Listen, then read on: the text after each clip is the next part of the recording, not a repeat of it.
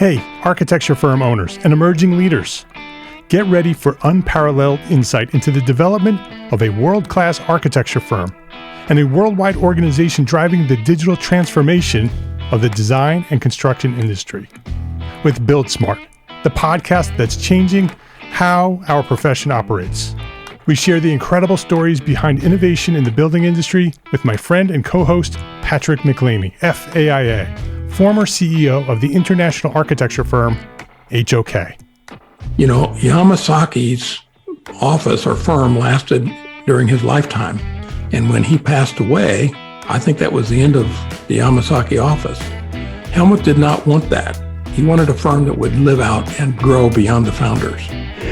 In Season 1, discover the untold stories behind HOK's meteoric rise, from 150 employees in St. Louis to a powerhouse with over 1,900 staff members and 27 offices worldwide. You know, they weren't as polite as the Kojima people. That was just boom. And anytime you have a creditor, whether it's Kojima or the bank, that wants their money, unless you can raise money someplace else, you are out of business. Bankrupt. And hold on tight for Season 2, where Patrick takes us on a new adventure as chairman of Building Smart International, shaping the future of digital transformation in the design, construction, and operation of built assets. Ian Howell, Ken Harold, and I, Ken was my technical representative from HOK. The three of us took a tour of Europe of 5 cities in 5 days. Very busy time. Simply follow the link in the show notes to subscribe to Build Smart now and uncover lessons that will transform you and your architecture firm.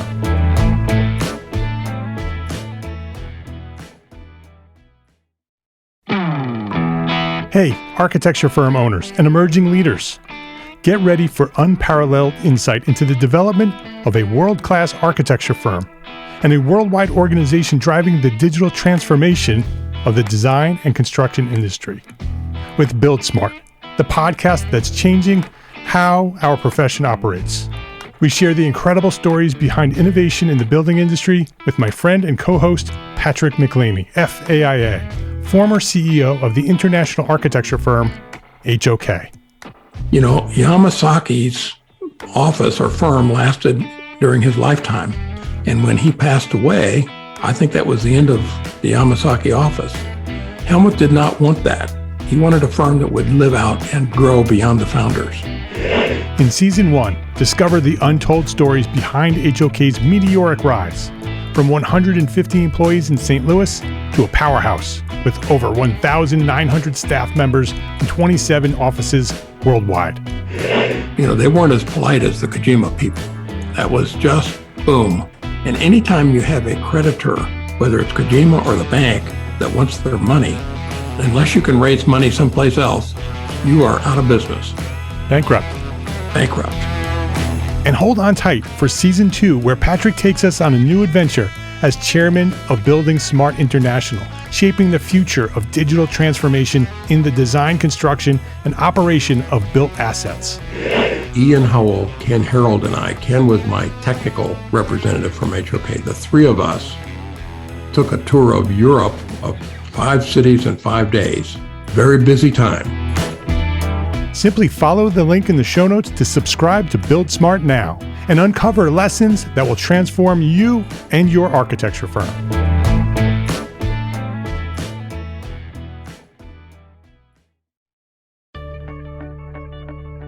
Way back in the mid-90s, I was a student at Roger Williams University School of Architecture. And like many architecture students, I spent hours in the library reading books and magazines, looking for inspiration for my next studio project. I was never really a big fan of the postmodern architecture, which was at the time at its peak with architects like Michael Graves and Denise Brown and Robert Venturi. I love them as architects and I love what they do.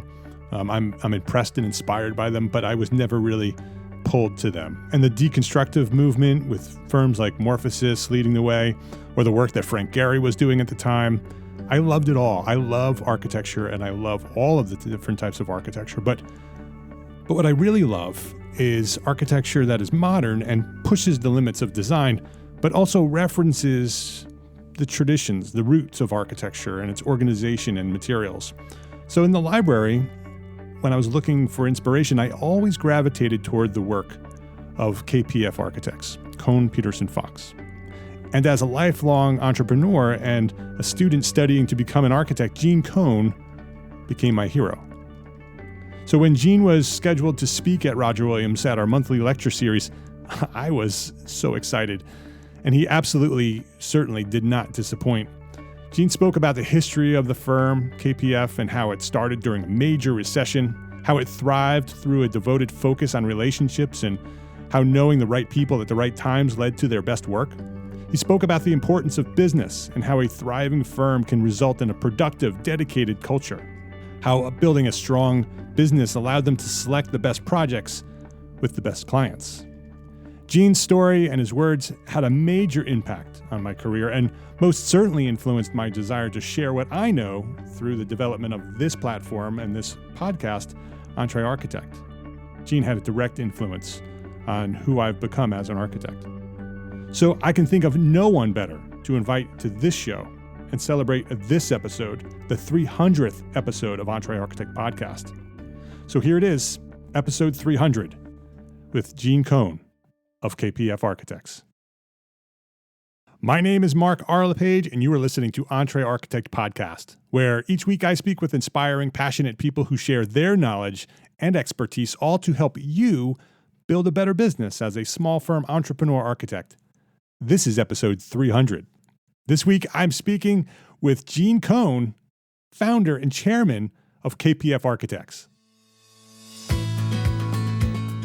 This episode of EntreArchitect podcast is supported by our platform sponsors, ARCAT, the online resource delivering quality building material information, CAD details, BIM specifications, and so much more at arcat.com. FreshBooks, the cloud-based accounting software that makes running your small firm easy, fast, and secure. Spend less time on accounting and more time doing the work you love. And Gusto, easy online payroll, benefits, and HR built for modern small businesses like ours. Eugene Kohn, welcome to EntreArchitect podcast.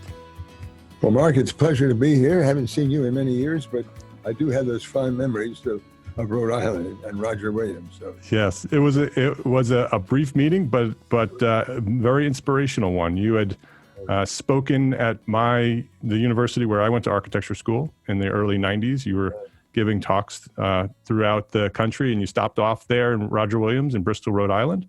At the time, it was Roger Williams College. Today, it's Roger Williams University. So probably around 92 or so.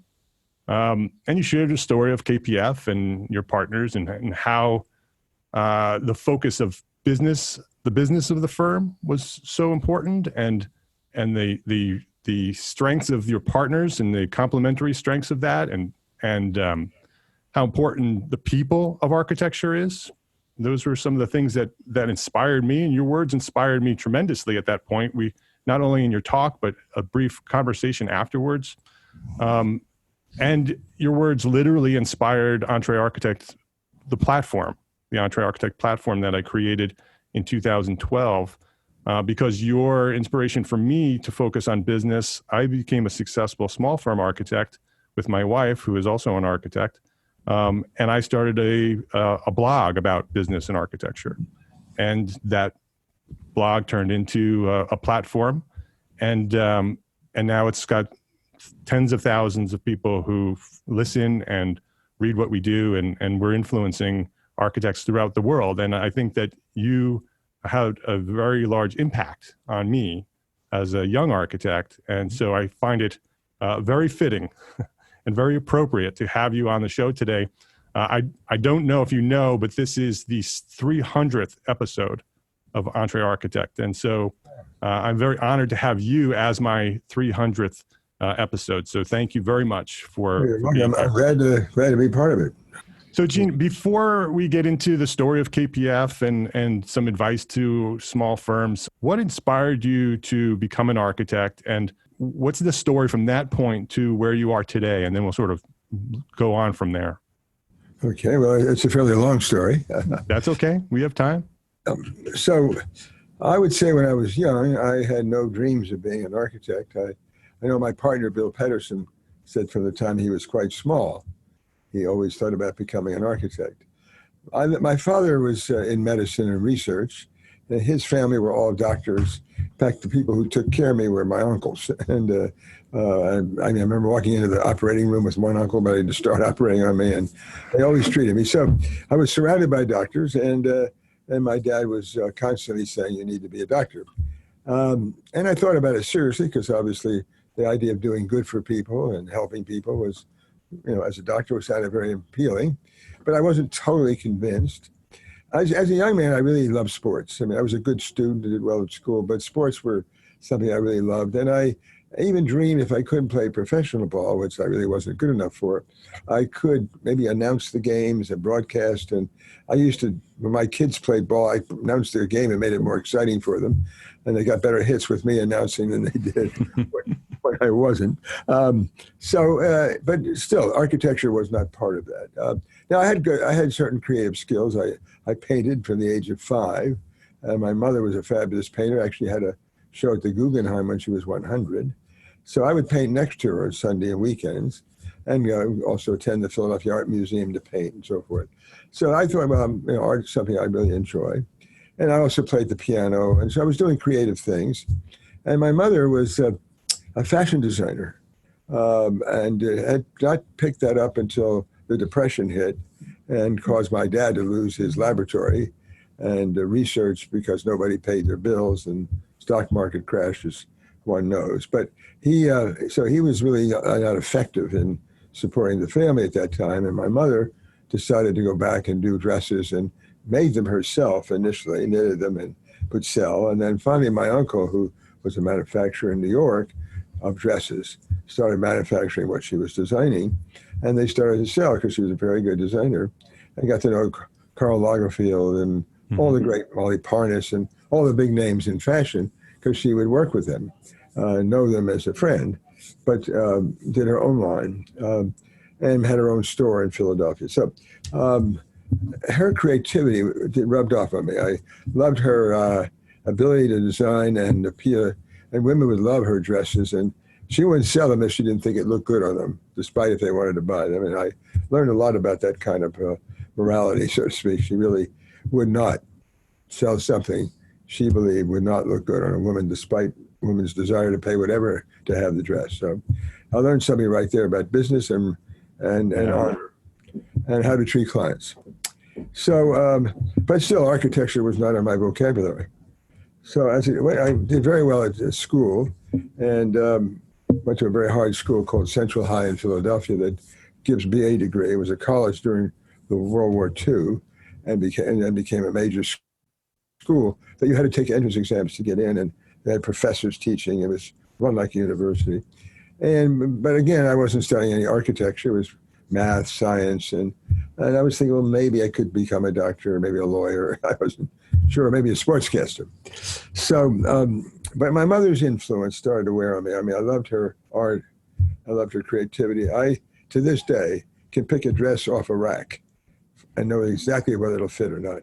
I mean, I watched her design and saw her fit people, and I understand. So I was a big help to her with young women coming to have me pick the dress and zip them up. It's very interesting. But her secret weapon. Secret weapon. So again, I'm still not discussing architecture. However, I admired buildings. We would drive around Philadelphia, where I was born, and I admire certain buildings. And I heard about Lou Kohn, and I saw some of his work, and but still, I wasn't sure. Okay. So my mother said, Gene, you really ought to study architecture, even if you want to be something else. And so she took me down to meet the dean at Penn at that time. His name was Dean Coyle, who retired shortly after I went to Penn. And he said, the education is so strong, over 5 years in this case, that you'll be able to do anything you want by going to grad school, because you will have had a great training, how to think, how to organize, how to create. So convinced me to go to Penn. I got a scholarship and went to Penn and study architecture. Do you know why your mom picked architecture? Did she just say, he's creative? No, she knew I wasn't really 100% interested in being a doctor. Right. And my dad wanted that much. My mother saw my skills because I drew well and painted, and I like buildings, but I didn't, I say, put architecture in those words. So she felt that, give me a chance to express myself. Why not try architecture at school? So that's how I happened to get to go to Penn with her, and she's pretty good at convincing people of what I should do. So I said, well, it's worth taking, a good education. Penn's a great school, and I would have fun. So I did that, and did very well in architectural school. I ranked in the top 10 at graduation, and I studied with Paul Rudolph and other famous architects. Geddes was there, Venturi, on and on.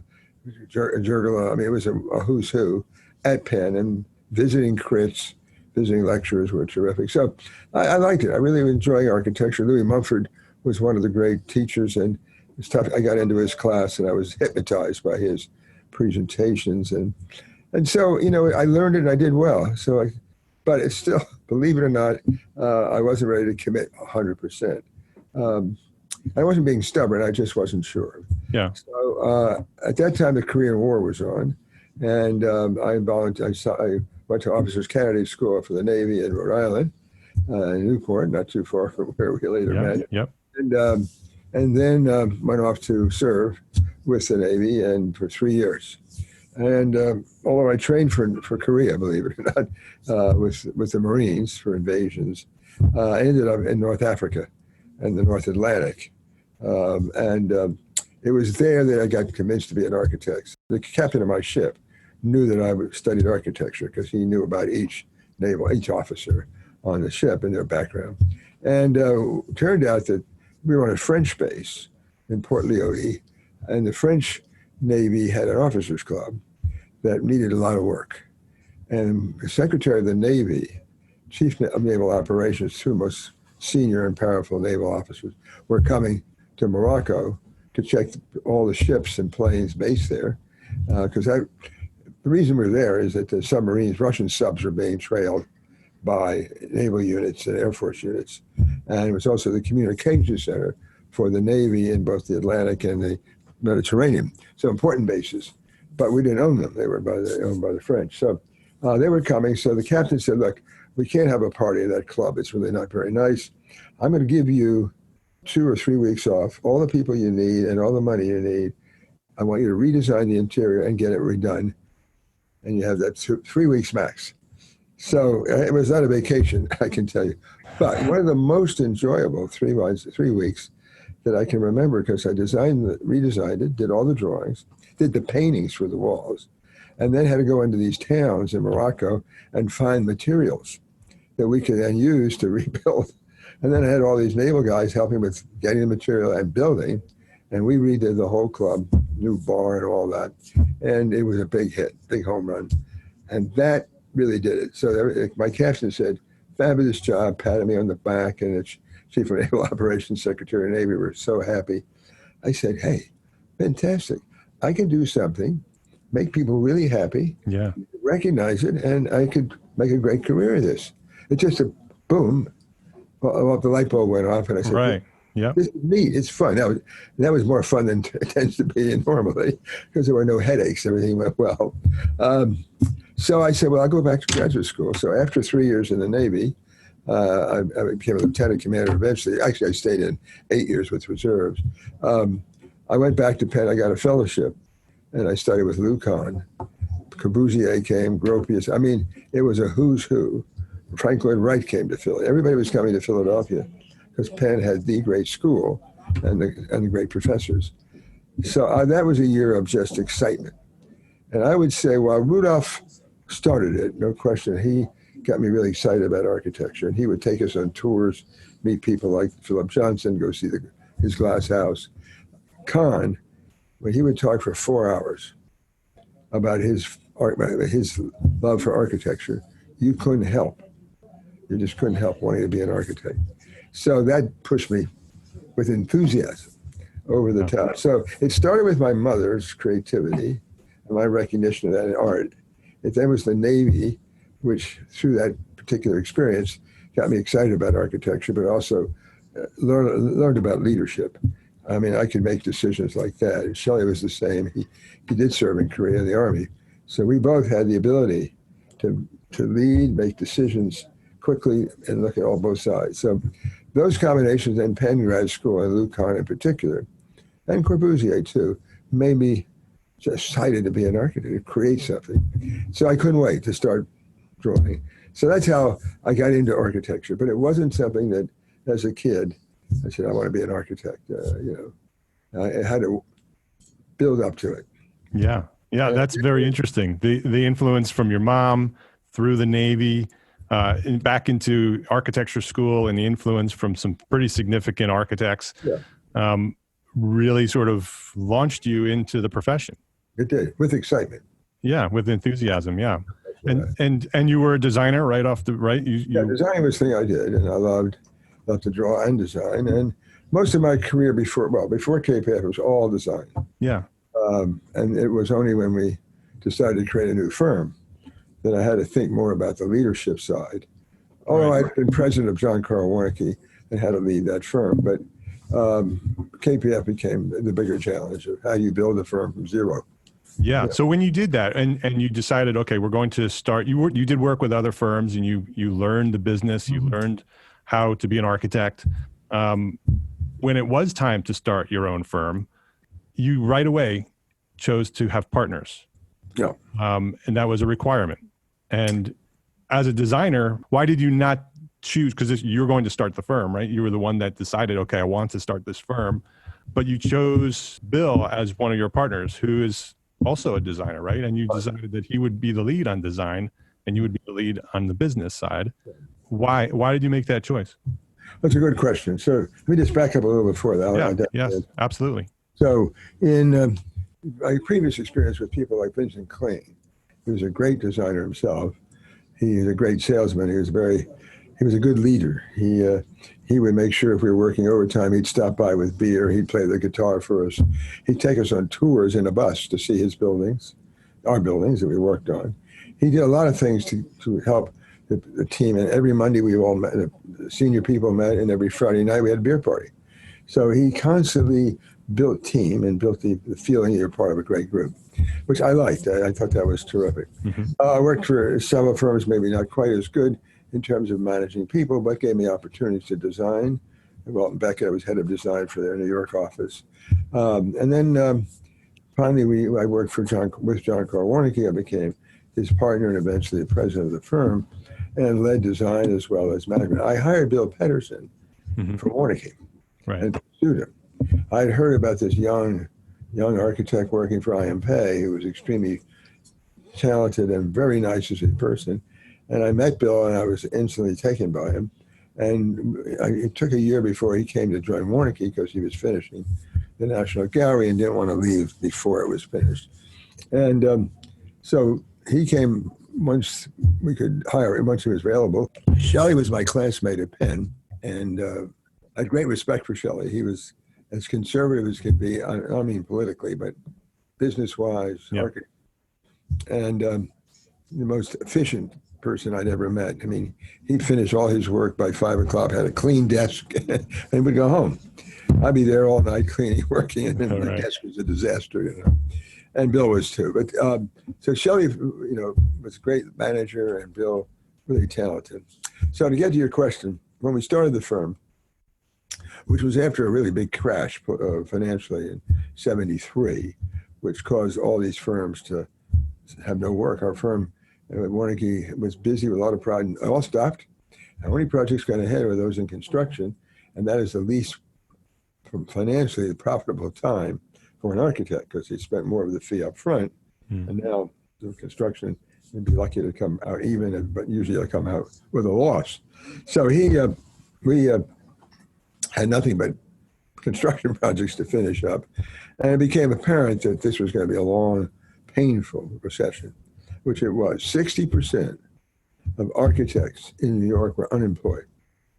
And a lot of people left their profession then because there was no work. So I decided to convince Shelley and Bill we should start a firm in '76. I think they thought I was crazy. Yeah. Mother thought I was for sure crazy. you're giving up your job as president of John Warnke to start a firm and this client. What was the motivation? I mean, you had a job, you weren't going to lose that job. Well, yeah, I mean, it was Jack. Let's put it this way: Jack Warnke, I offered the same idea. Bill, Shelley, all the key people that I started a firm with, eventually joined a firm, were the people I said, Jack, we have working for us, who I hired most of them in New York.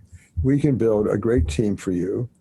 Well, we went 49% of the firm, you keep 51. So he said, no, I'll offer you 25 and I don't want anybody else. I said, Jack, we have 4 offices. Yeah. I've been running around the country every week. I said, this is not going to work for me, and it's not going to work long term because it's not healthy for my family. And I can't keep moving kids to other cities every time we want to start a new job. He'd say, Jack would say, Gene, tell me you're going to move to Timbuktu and start you live there to do the project. I said, Jack, I can't do that. My children are in school in New York, and they're going to stay there. So when I started the firm, we needed to change that kind of concept. We needed more partners. So put together a whole team of people that I ultimately would hire if we had the projects, so we could really serve our clients well with top talent available in different cities. So I offered to Jack. Jack turned it down. He didn't want to share that, and he made a big mistake. I mean, had he done that, he would have ended his career strong and healthy and financially sound and great work, because we were all doing terrific work. Anyway, we did, fortunately for us, and we started the firm. The reason I picked first Shelley, I think picking partners is critical. The reason I wanted partners is I think architecture is not a one-person job. And I mean, not the scale we were working at. Right. You need many architects.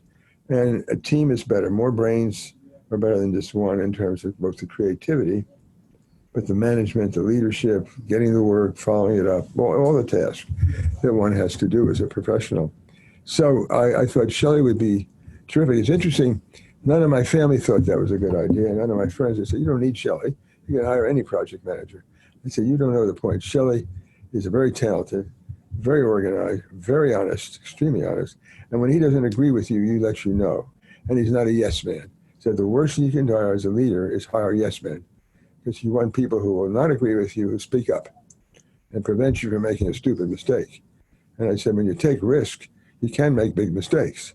So you need to be sure that they make sense in some way. And so by talking with Shelley, I had the benefit of his usually being opposed before, but we would come to an agreement that really worked for the firm. And that's what I wanted. I mean, I didn't want a yes man, so pick Shelley. And Shelley was very organized and a good manager and well liked by clients, respected. And Bill, I love being a designer. My goal was to do great design. In fact, with Kling, I won 2 national AI awards for the firm. Kling got the credit, but nevertheless, things I designed. And I was doing very well. I wanted to continue. But after I met Bill, and I saw the potential that he was going to be a really great designer, great architect, and I admired him. And as a leader, I put the firm first. Not me, but the firm. Yeah. And not my ego. I said, we'll do the best work with Bill as the lead partner in design. Now, I'll work with him. And we did. We worked very closely together. And he always wanted my opinion. But Bill, brilliant designer, so sensitive. He could draw beautifully. And he would sit with clients and just start sketching, and they melt. I mean, he just had that ability. Had a handsome, boyish look, smart, articulate, and emotional, and very nervous in presentations. I used to have to substitute for him because he got so worked up. But as he matured, that became something of the past, and he just did great work. So I say with those two, I have a great partnership. I have somebody who can manage. With Bill, he's going to do great work. I'm going to contribute, but he's going to lead. Yeah. And 3, I'll be able to go get work because I was the only one who had any of those skills to do new business. Shelley didn't want to, he would help, but he didn't want to have to travel around doing that. Bill was nervous. He really got too nervous with presentations back in the early days. So it had to be me. So, which was fine because I liked doing it. Yeah. So it worked out. So what happened, we had a man for every position, so to speak. Right. And so I could be the leader. Shelley, let me do that here. And I had better personality for that. And I like people, and that comes through. And I like working with them. So it was easier for me to market and lead than for Shelley. And Bill didn't want any part of that. He just wanted to draw. So it was perfect. Yeah. Bill and I also were very good athletes, and we were the stars of our baseball team, which won 5 championships in a row. And I got accused of drafting young architects who were great ball players first. Architects. I read that. Yeah. I read that in the book. The book, actually, we didn't mention the book. The book is called The World by Design, The Story of a Global Architecture Firm. It's a great book. I'm almost done with it. I have about maybe 50 pages more to go. Okay. It's a great story about KPF, about you, and the story of the firm. It's absolutely for anybody who's interested in growing a global architecture firm.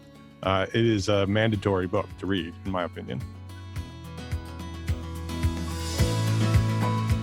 We will be right back to our conversation after this quick break to say thank you to our platform sponsors here at EntreArchitect, ARCAT, FreshBooks, and Gusto.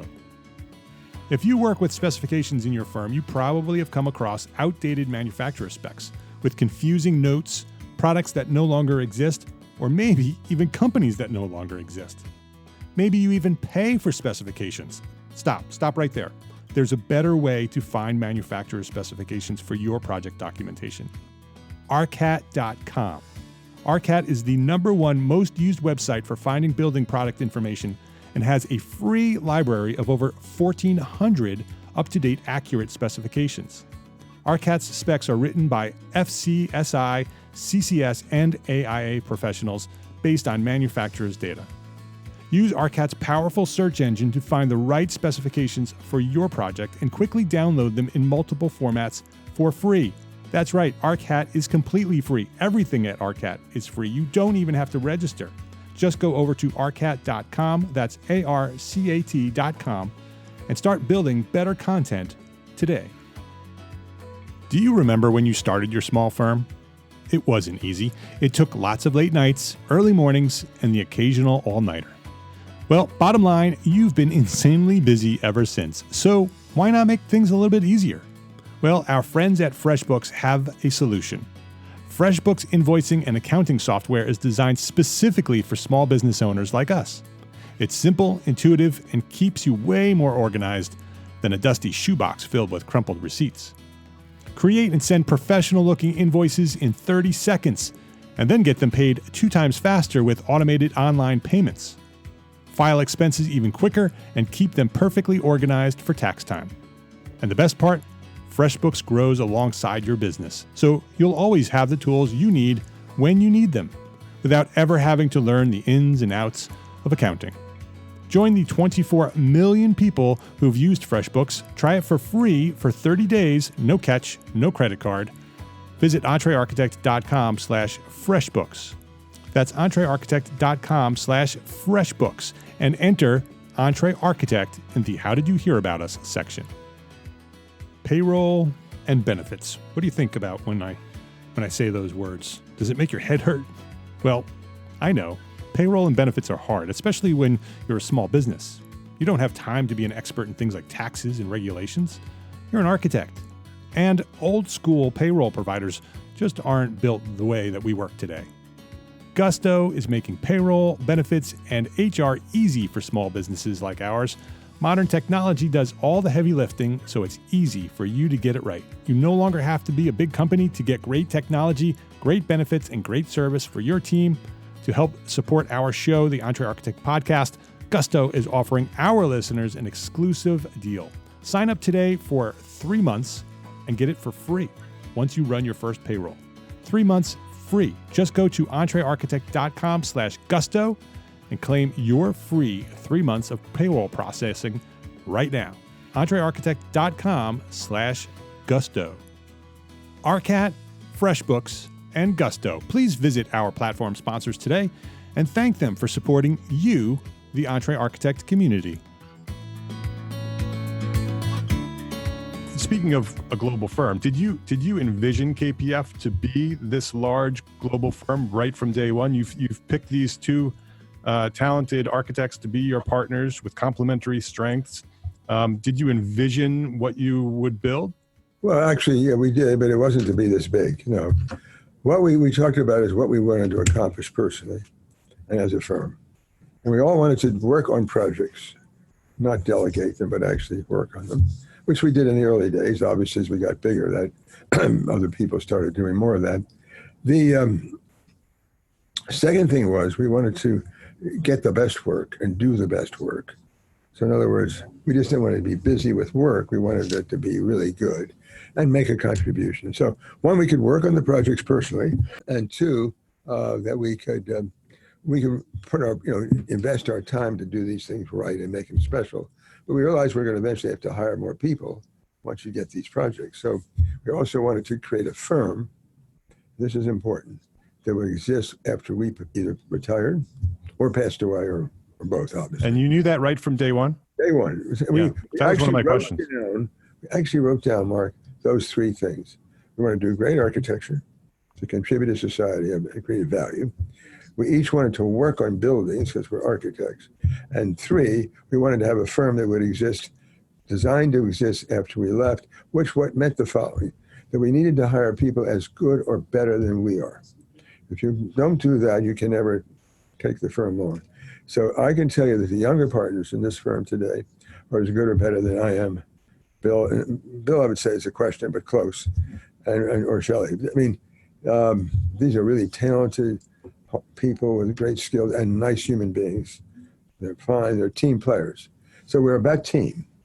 When we started, the other thing we did, we said we're not building a firm that plays up Gene Kohn, Bill Pedersen, or Shelley Fox. It plays up the firm, right, in the firm. And to this day, we give credit to everybody who works in these jobs. And even if Bill did most of the design, he gives credit to the other designers. We try to build teamwork. It's all about team, because architecture is a team sport. You can't do it by yourself. Maybe a house you could, a small house, but you can't do these buildings that we do by yourself. You need a great team of people, engineers, and all the other consultants. You have to recognize that you're part of a much bigger team that makes this happen. But what you are is the guy or gal who gets the initial idea, the spark, and helps make it real. But to execute takes a lot of people. And so from the very start, we hired some of the earliest older pros who did working drawings.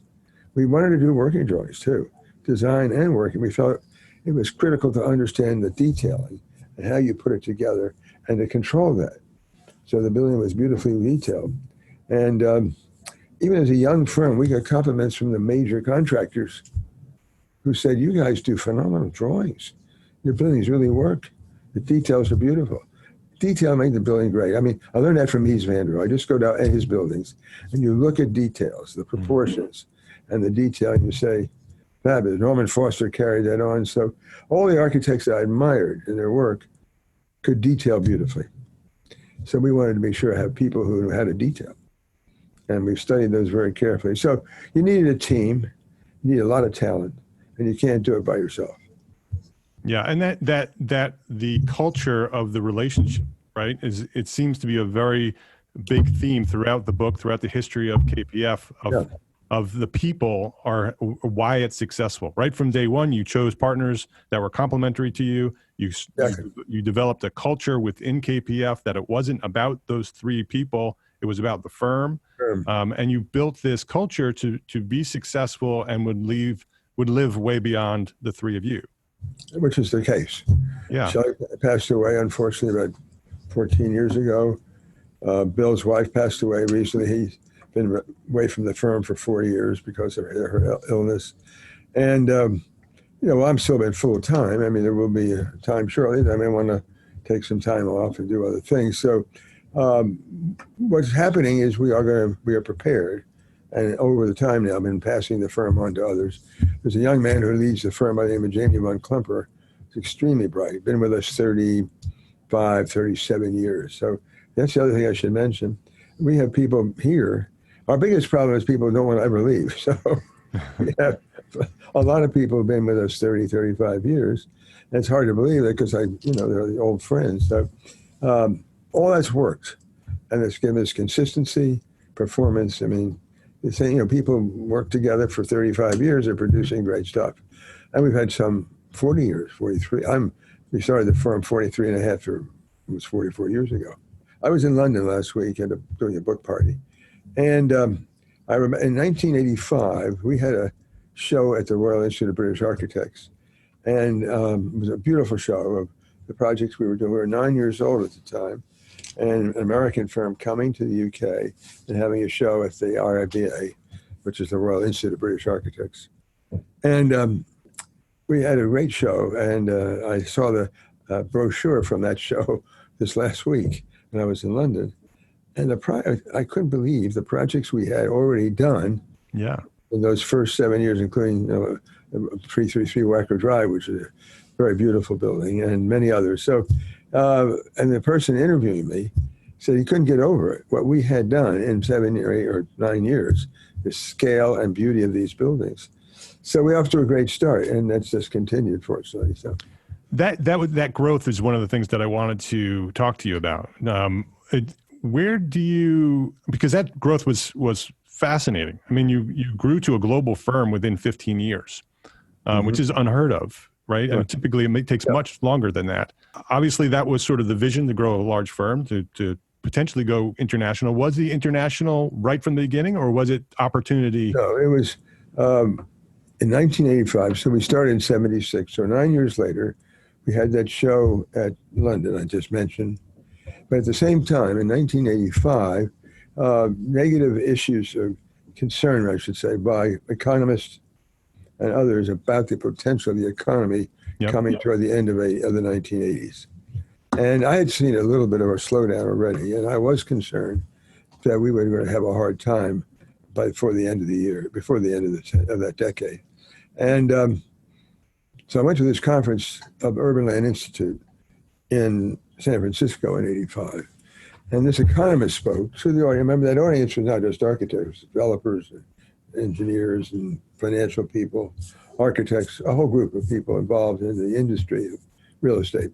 And this economist said that if you're not global, like he was pointing to me, you're not global by 1990, half of you will be out of business.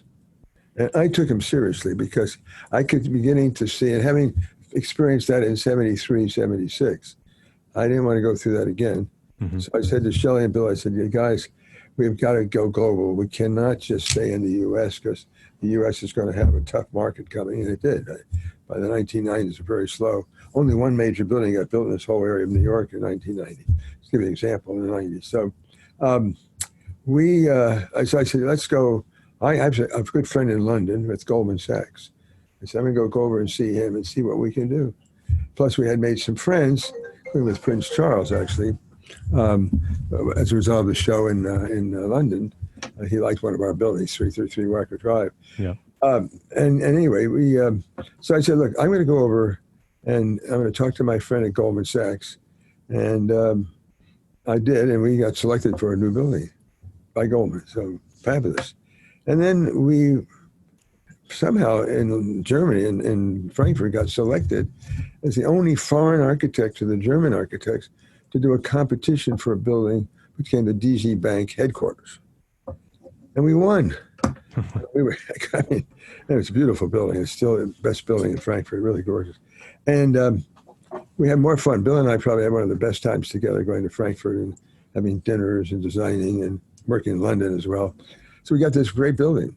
And all of a sudden we got selected by Where It Travels did at that time to do a building at Canary Wharf. Now they eventually sold to the Reichmans, but we did manage to keep a building. And the first building we did, we've done 9 now in Canary Wharf, were the 2 lower buildings that turned out to be very successful. Here we are in 89, before the crash, or 90, doing 3 major projects: Goldman Sachs headquarters, building for Canary Wharf, and this major building in Germany.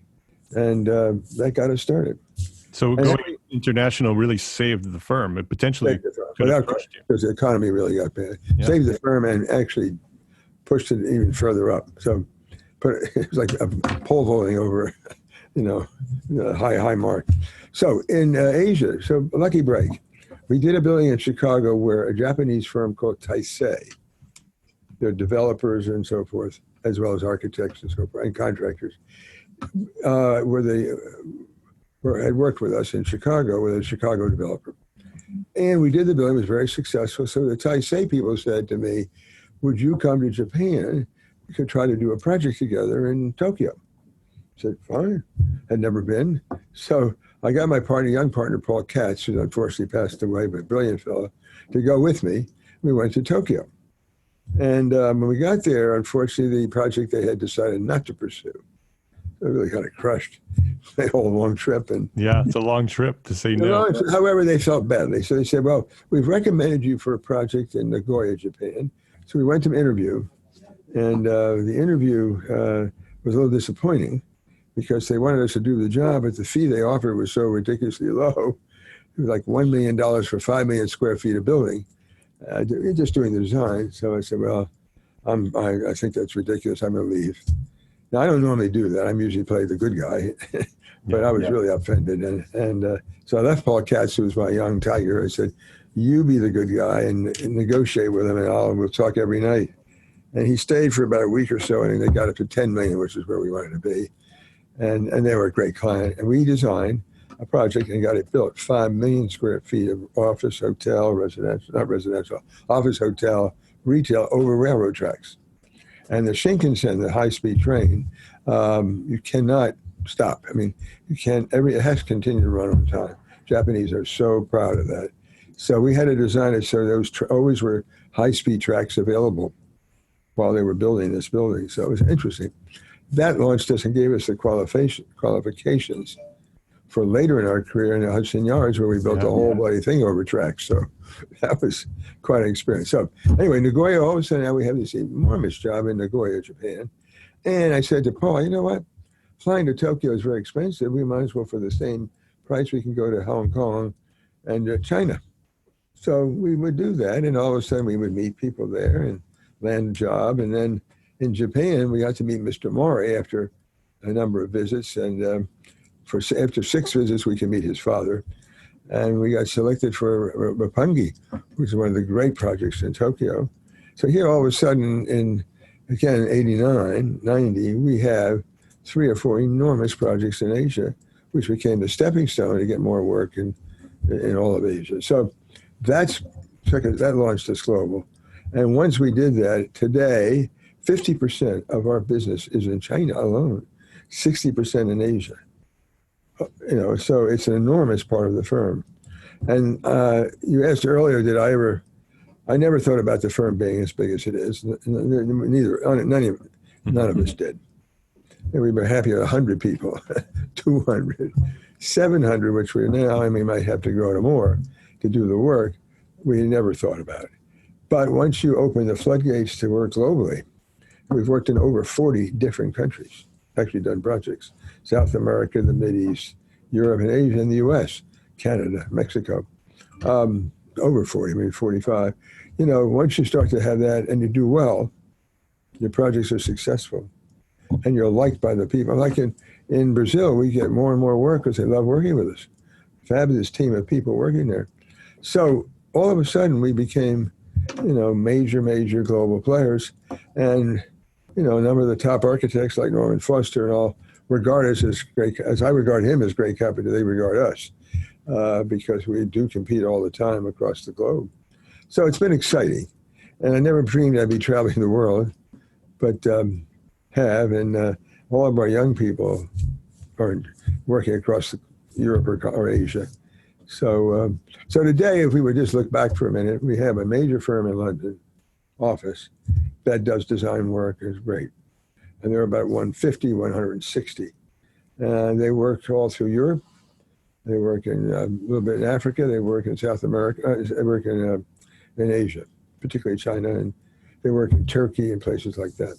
So, and then our office is in Hong Kong and Shanghai. I've been very busy with work in China.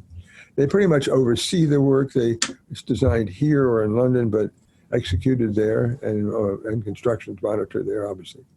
And then we have an office in Singapore, which is very large, doing the new airport there, which will be the largest in the world. Our terminal alone is 14 million square feet, so it's a big project. We have office in Korea, in Seoul, where we have done a lot of headquarters buildings. One of the most recent called Lotte, L-O-T-T-E, which is made chiclets. Initially, now it's hotel and restaurants and theaters, et cetera, and retail.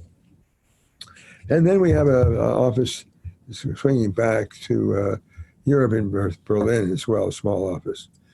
Anyway, we have 9 offices in 8 countries. We have a San Francisco office now. And we've gotten very busy on the West Coast, extremely busy. And I'm spending a lot of time there now. So at the moment, firm is really global.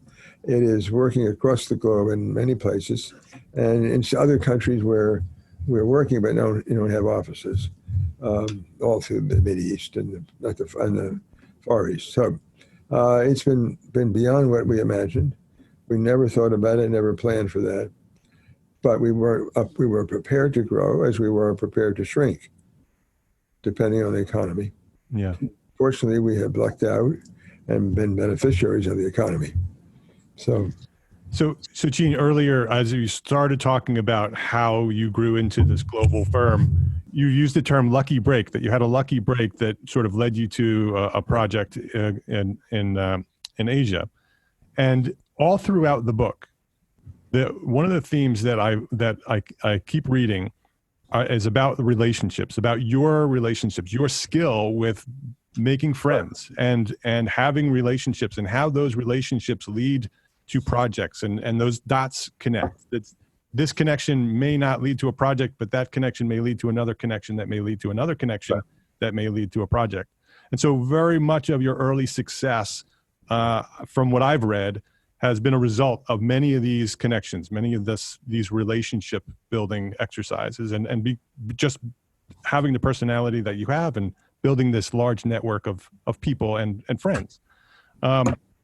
So much of the success of KPF has to do with that. But how do you, as you grow into a international firm with 9 offices and 700 people and projects all throughout the world, how do you take that skill that you had or still have as a principal and pass that on to the next generation so those skills can continue to grow into the future? That's a good question, Mark, and it's a complicated one, because it's not something that happened overnight. I mean, yeah.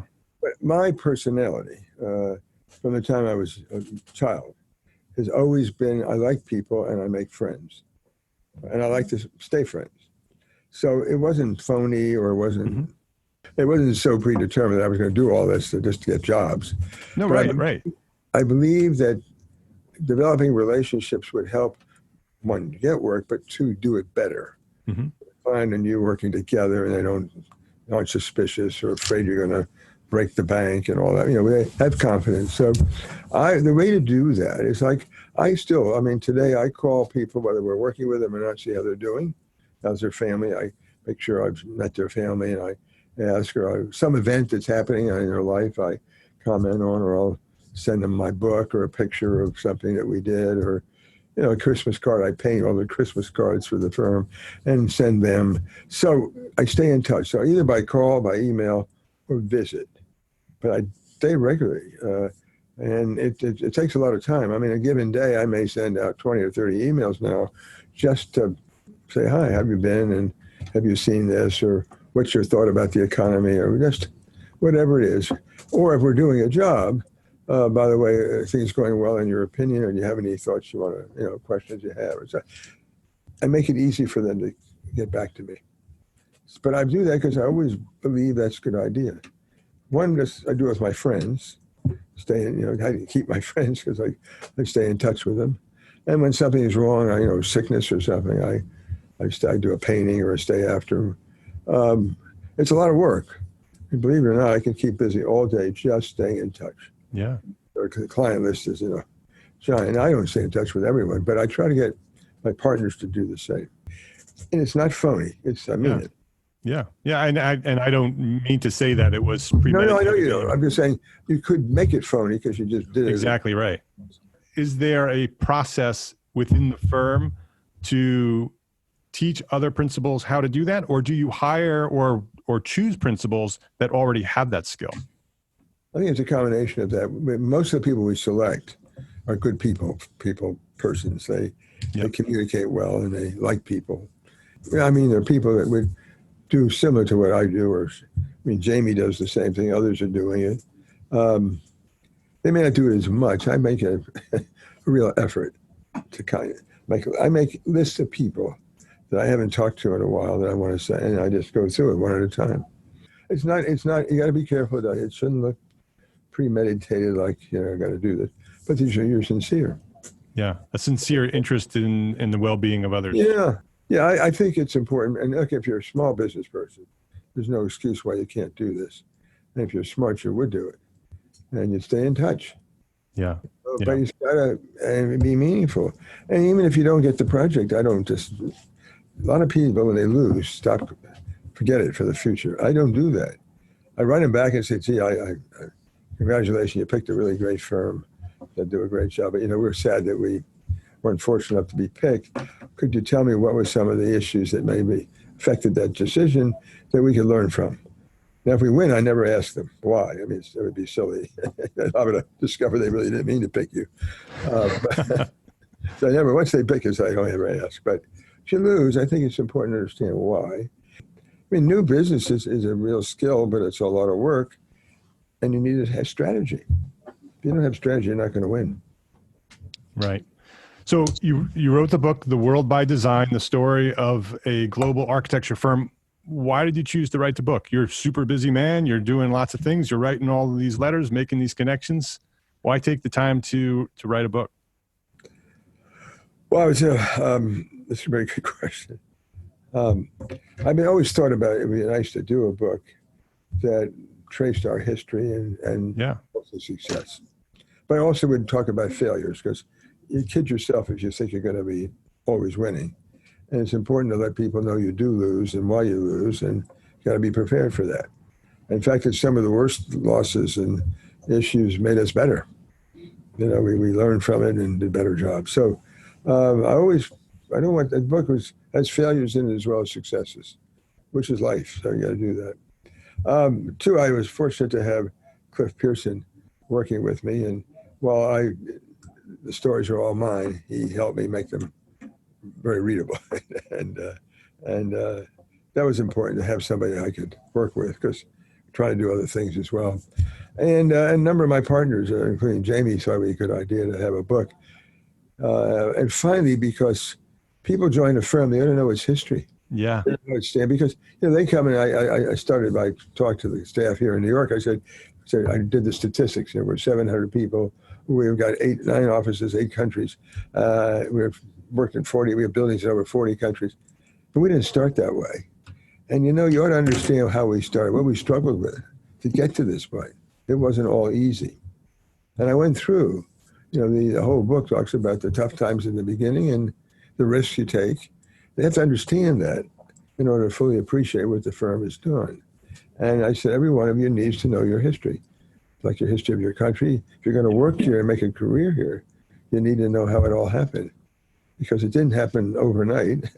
And this wasn't boom, and here we are, So anyway, it's working that way. Yeah, I that's how I read it. When I read it, I for one, absolutely, I'm fascinated by the culture of KPF, and I think having it as a book where someone coming into the firm can read the book and say, "Oh, this is how this culture evolved," can lend itself very well to helping that culture continue to grow.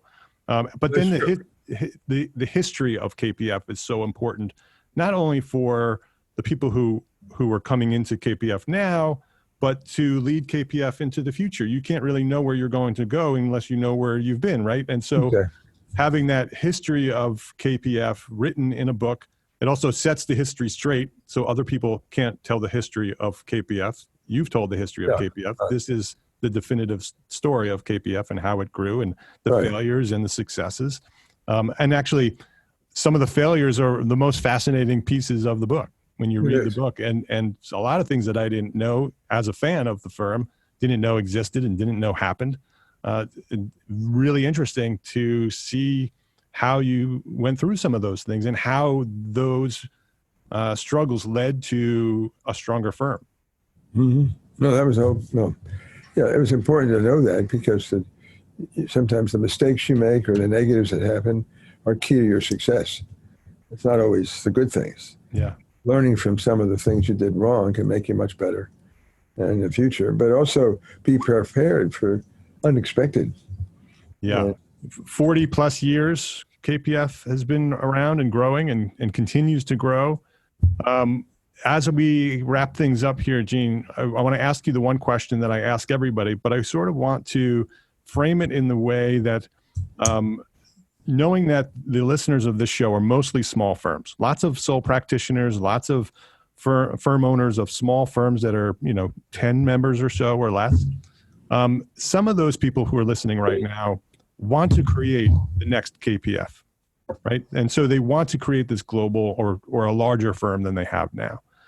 So what is one thing that a small firm architect can do today to build a better business for tomorrow? That's the question that I ask everybody. But from a small firm point of view, who wants to grow it into a larger firm, what would you suggest for them to focus on first? All right, so there are two good questions. Let me just answer the one before that first. Is that I don't think that being big necessarily makes you happier. Yeah, no, I agree.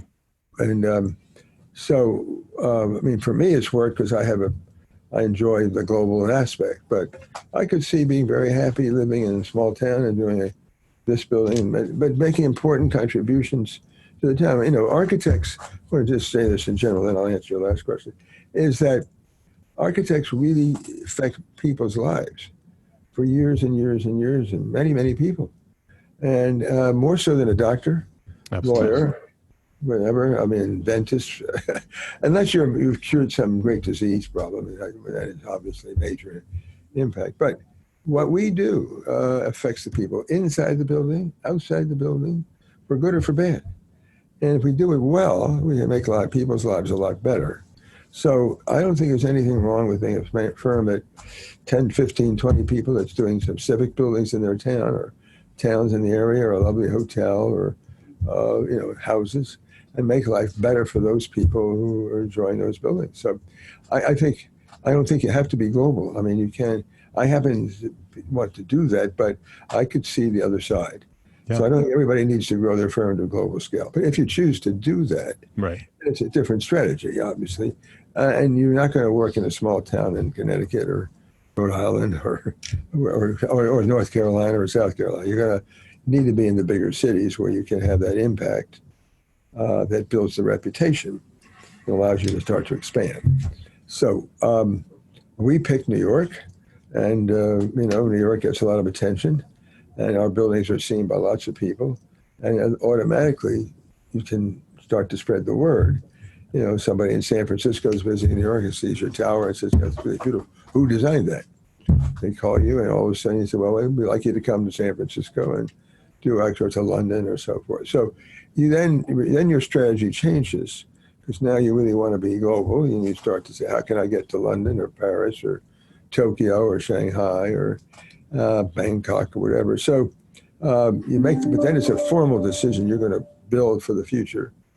It doesn't happen by chance. Because you've got to really plan, and you've got to make the effort. And you got to keep going to those towns. I used to go to London every month before we had a lot of work, just to keep showing we would be there.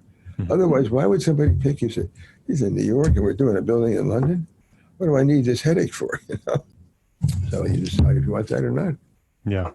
Well, the book's name, the title is The World by Design, the story of a global architecture firm. It's available on Amazon right now, and we'll have links to that in the show notes. Again, this is episode 300. So the link is entrearchitect.com/episode 300. You can check out everything that KPF does at their website, kpf.com. Gene, I am honored that you're here and you spoke with me today. I appreciate you taking the time out to tell us the story of KPF and where you came from as an architect. Fascinating story. And I appreciate you not only sharing it here, but in the book for future generations to understand how a successful global firm can start and can grow into the future. So fantastic conversation. Thank you very much for sharing your knowledge here at EntreArchitect Podcast. Well, Mark, thank you. And it was a pleasure to see you again. And it brings back great memories of those days in Rhode Island. So, looking forward to the next time. Okay, I look forward to it as well.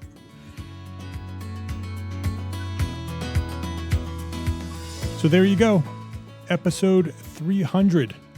I want to thank Gene Kohn and his team over at KPF for coordinating this time together. I so appreciate the opportunity to hear Gene's story and the story of KPF directly from the man who built the firm from 3 people to a global firm of more than 700 people. From the day I heard Gene speak at Roger Williams, he has influenced my career and the decisions that I've made throughout the decades of being an architect. So Gene, thank you very much for your kindness, for your passion, for your dedication to the profession. Thank you. And this being episode 300, I also want to thank some other people. I want to thank a very important person who makes this podcast happen every week, week after week after week. Sarah Rowe. Sarah, thank you very much. Sarah Rowe is my producer for most of the past 300 episodes. Sarah has edited, published, and promoted every show so you, the EntreArchitect community, can listen. So Sarah, thank you very much for your dedication, your professionalism, and your friendship. I also want to thank our sponsors, ARCAT and FreshBooks and Gusto. Without these dedicated sponsors and several others, we just could not do this. We just could not do the EntreArchitect podcast. It just would not exist without our dedicated sponsors. So please, you hear me say this every week. You hear me mention the sponsors every week. Please make a point to click those links. Let them know that you're a member of the EntreArchitect community and thank them for their support throughout the years. The sponsors are what allows us to do this week after week. So please reach out to them and say thank you. Let them know that you are an architect from the EntreArchitect community and that you appreciate them for supporting us. And lastly, I want to thank you. I want to thank you listening right now, whether this is your first listen or whether you've been listening with me since my 12-12-12 project launched back in December 12, 2012. You, the listeners, the EntreArchitect community, have been the reason that I come back week after week. I truly believe that my purpose is to help others succeed, to help architects build better businesses. I believe that we, as small firm architects, impact the world like no one else. Gene even said it in the interview. Gene mentioned it as well, that we make a difference in the lives of those experiencing our architecture in the environments that we create. And when we have healthy, thriving businesses, we can be even better architects and have a greater impact in the world. And so I believe that my purpose here is to help you succeed and to become a better architect. So thank you for allowing me to be here each week. I hope that you are benefiting from the conversations that I have with the guests here at EntreArchitect Podcast and the lessons that we share. So here is to another 300 episodes of EntreArchitect Podcast. Thank you for listening. Love, learn, and share what you know. Have a great week.